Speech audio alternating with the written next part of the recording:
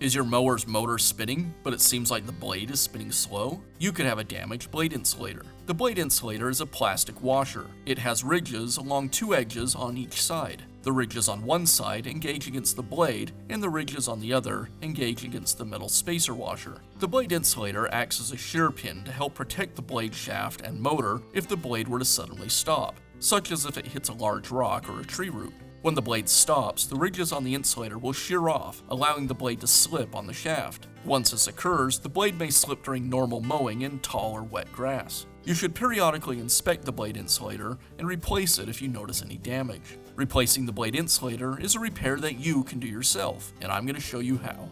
I've tipped the mower on its side so I have access to the blade, and I'll go ahead and remove it. It's held in place with a single nut. I'll use a piece of scrap wood to bind up the blade and the motor so they don't just rotate when I try to turn the nut.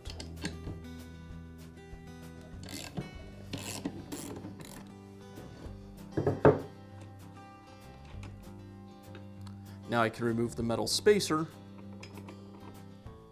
and the old insulator.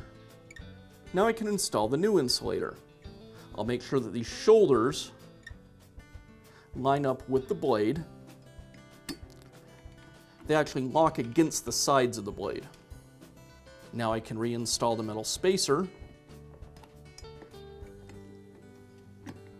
and it goes between the shoulders on this side of the insulator. And I secure it all with a nut.